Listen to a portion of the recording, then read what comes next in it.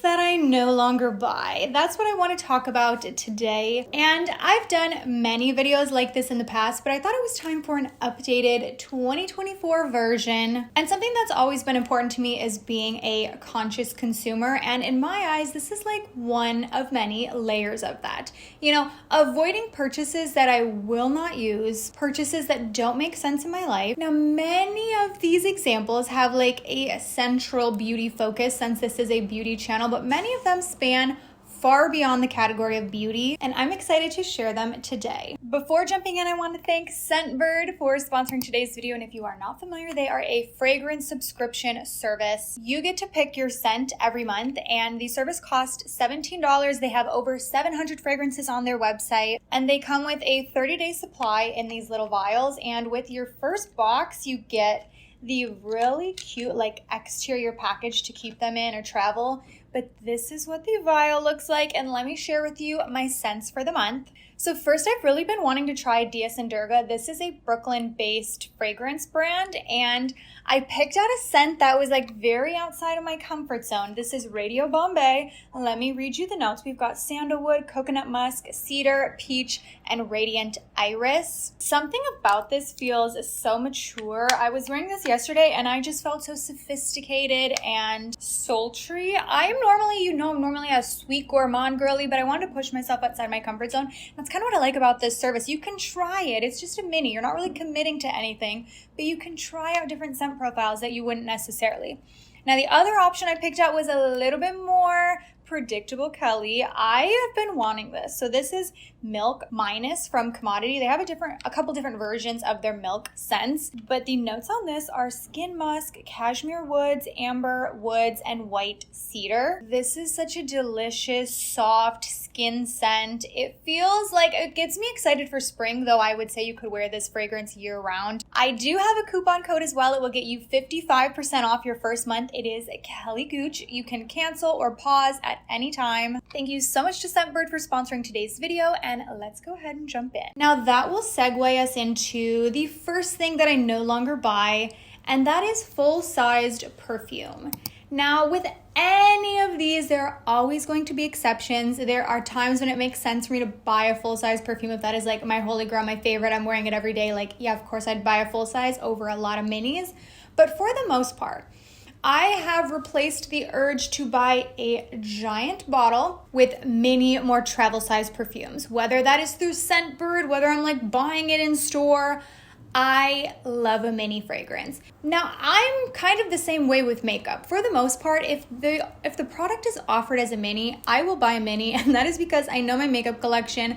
I know how much I have. I'm rarely using a full size of a product anyway, so buying a smaller portion of it just makes sense for my collection. But for a long time, I didn't think of perfume like that because I'm like, you know, perfume is something that you're going through. There's definitely a savings there when you're considering cost per ounce of buying a full-sized bottle. But I've also learned this about myself, that my preferences in scent can kind of vary. They can kind of linger.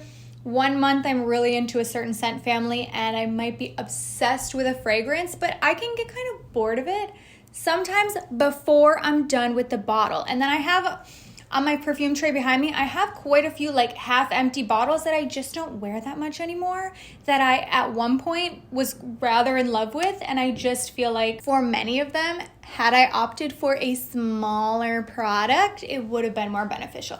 And I also really love taking my perfume on the go with me. Like, I like being able to throw it in my purse, and a full-size bottle makes that a little bit harder for me. This next one is more related to shopping for clothing, but I think it could easily be adopted for shopping for beauty products, so I want to share it. And it is what I call the rule of 3. So when I'm shopping for clothing, I buy almost all of my clothing secondhand. I am really proud to say that 75%, I believe, I think 75% of my wardrobe is thrifted or secondhand clothing. And the thing about secondhand clothing, a lot of times it is at a considerably lower price point. So it's really enticing to buy like the whole store. You're like, I can get this and this and this and this and this. This is $2, this is $3. Like, before you know it, you have a full wardrobe sitting in your cart at the thrift store, and it is so easy to go over the top. So I have enacted what I call the rule of 3. I only buy 3 things at once at maximum. And this for me pertains to clothing shopping, but I kind of like this mindset for beauty as well. And you might be thinking, girl, why just 3? Like what's going on with that number? And when I'm thinking about shopping, the odds that I have found 50 pieces at the thrift store that I am in love with, that I will get significant use out of, is kind of low. Like, I like to be a bit more discerning about it, and I feel like this cap forces me to think really critically about the items that I will actually wear all the time, get use out of, and then the items that I might just feel incentivized to buy because I'm there, because it's in front of me, because it's inexpensive. But the rule of 3 has a counterpart rule, okay? So, well, it's not a counterpart rule, it's like part 2. The rule of 3, part 2. The rule of 3 has multiple meanings, is where I'm going with this. So first of all, I only buy 3 things at once. And the second part of the rule, second part, is also a 3-part thing. Is this making sense? It will in a moment. I ask myself, what are 3 outfits I could make with this with items that I already have? And again, I think this can pertain to beauty as well, so we'll get there. But so let's say I'm at the thrift store and I find a hot pink vest. I actually do have a hot pink vest, but let's say, and actually I did thrift it, but let's say I find this hot pink vest at the thrift store. I might love this hot pink vest, but let's say I have nothing else in my wardrobe that would go with this. I've done this before in the past. I find an item, I am in love with it. I think, oh, this would be so cute if I had this. And then suddenly I need another item of clothing to complete that outfit. I need another item of clothing to be able to wear item of clothing number 1. So I've bought item number 1. It either A, sits in my closet forever because I never actually go out and buy number 2, or B, then it's causing me again to make a new purchase of a second item that I'm just really using to wear item number 1. Now, so my rule is when I'm at the store, if I find an item, and I say this because I like funky clothing. Sometimes I like things that are a little bit different. And I have had occasions where I look at it and I'm like, what could I style this with that I already own? Not what my fantasy self would own, not what I wish I had, not what I want to go shopping with next. What do I have today that I could style this with? And it has stopped me many times from being like, oh, this is cute, and I could style it in a cute way if I continued shopping and bought the additional pieces I would need to make that outfit. But it doesn't make sense in my wardrobe, so I put it back. But I think this pertains to beauty really beautifully as well, because let's say you're shopping and you find this exquisite shimmer glitter pigment. You have seen beautiful tutorials with it, you've watched all the reviews, people love it, you want it. Well, to make that item work, what do you also need? You might need some sort of a base, you might need some sort of a glitter glue, some sort of a primer. If you don't already have that, then this one singular product has now forced you to buy a secondary product, or you will buy it and not really be able to use it. So it's just forced me to be a lot more mindful about what I already have and where this new piece, whether it is beauty or fashion or in my home, in any facet of my life, it's forced me to be a lot more mindful of where it fits into my life and question if maybe it doesn't, because sometimes it doesn't, and that's okay too. And I also would say, I think the rule of 3 could have a third part, which would be where are 3 occasions I could wear this. I think that one pertains to makeup as well, because sometimes I'll be like, oh, I've got to have that brand new blue eyeshadow palette. I have made this mistake before. I think, oh, it's so beautiful, everybody's talking about it, everyone's done good looks with it. When do I wear blue eyeshadow? Twice a year. And I think that can segue us into my next one, which is my fantasy makeup / clothing / home decor / any type of good that fulfills the role of like a fantasy that doesn't actually fit into my life. You know, that's your blue eyeshadow. I have had many times in the past, before I started being a lot more intentional about this, where I would see a brand new makeup launch. Let's say it is a bright yellow palette. I might see that and think, oh, that's beautiful. And you know what? I don't have a bright yellow palette. I should buy that. But I have made this mistake so many times. It's like, wait, girl, you don't have a bright yellow eyeshadow palette because you will not wear bright yellow eyeshadow. And then that palette that I bought just goes to waste. And I think this one also pertains very heavily to fashion as well, because it's so easy to think like, oh, that would fulfill this need in my wardrobe. I don't have a hot pink vest. You know, we'll go back to that example. maybe that's because you wouldn't wear a hot pink vest. And this is a funny example to use because I have a hot pink vest and I love it. But it's like, wait, do I not have that item for a reason? Is it because it wouldn't make sense for me to have? A lot of times it is. The next one is the next new thing. So the way my brain immediately envisioned this was with tech. But again, I think it applies to makeup. I'm gonna keep saying that throughout the whole video because these all apply to makeup. But this one I initially viewed as tech related. I don't know what phone I have. I have the iPhone something or other, but I don't know which one it is. And I mean, I'm gonna knock on wood now, but it's doing fine. I don't have any problems with it. Again, we're gonna knock on wood again a lot. There's this urge that we are kind of presented and fed that we need the next new iPhone or the next new blank just because it's new. And that's not always the case. I have held on to many of my like tech devices for years and years and years. And again, I'm going to keep on knocking on wood. But until they start causing me problems or slowing down or interfering with my productivity, I don't need a new one just because a new one exists. And I know it's easy to get in the mindset of like, oh, well, this new item has all these additional features that my current one doesn't have. But I was already happy with my current one, you know? And especially when we're talking like iPhones, these things are not that different every single year, but I think this about makeup as well. And the best, actually no, anything beauty, my best example for this is my Olaplex products. And I can already see the comments because I'm going to talk about K18. I know you guys want me to try K18 and I do too, and I will.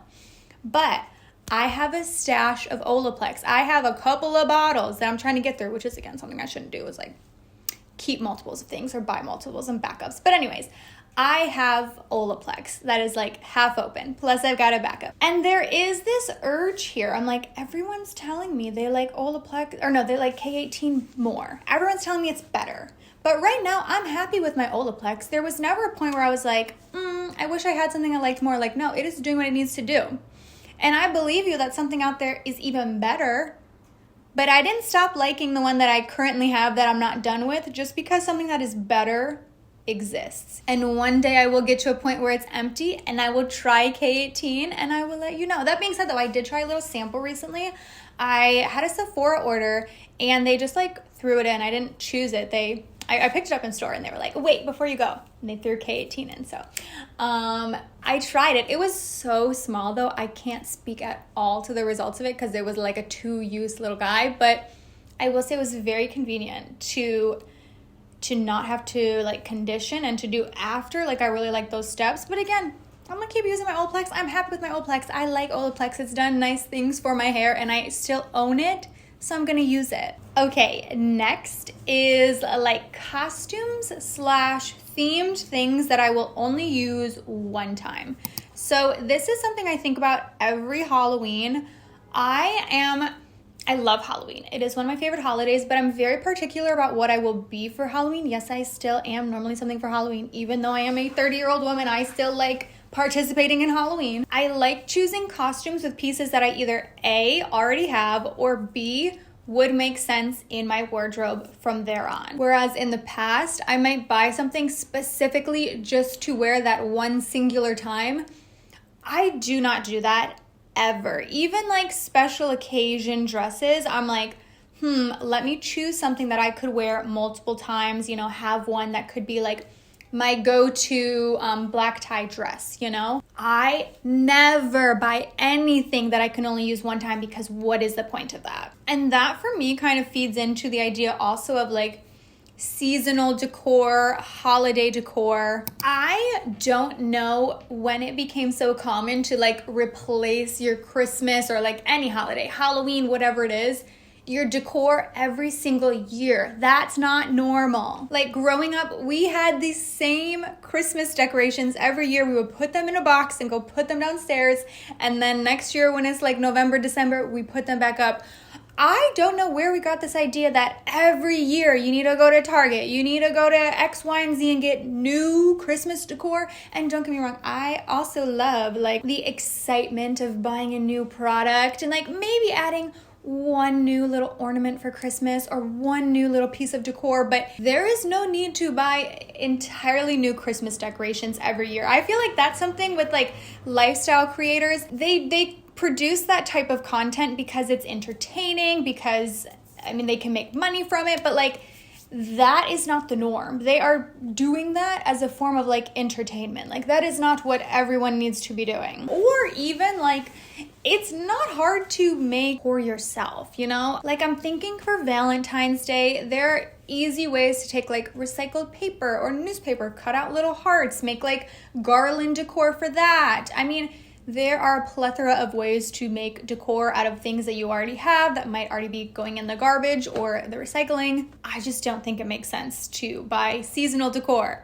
every single year. Next is souvenirs that do not have a practical purpose.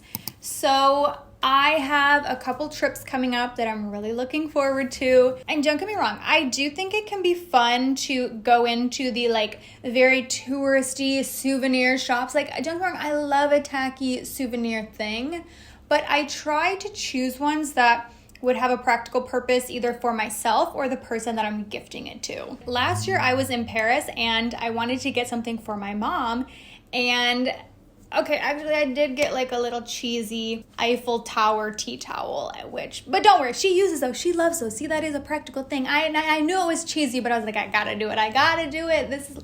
Let me have my tourist moment. But I also got her like this beautiful lip balm, and I'm like, okay, see, this is a fun gift because every time she uses it, she can be reminded of that, but it's also something she'll use. It's not necessarily like a little knick-knack, and don't get me wrong, some people love knick-knacks, but I also like to be kind of particular about souvenirs and get things that will have a purpose. Like I like bringing food as souvenirs if that's something you're able to do depending on the trip. But if you're noticing a theme in this video, I feel like all of these could be boiled down to things that will get more than one use.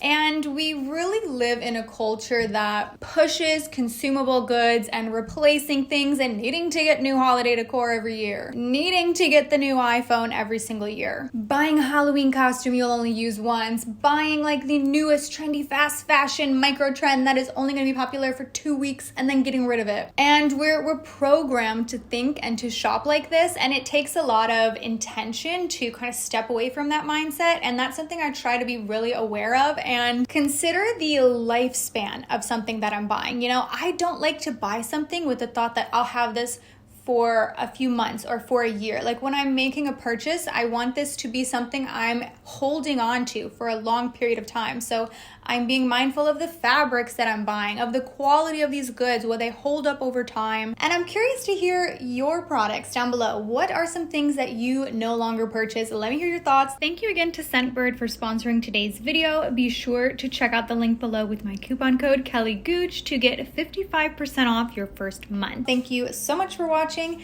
and I will see you in my next one. Bye.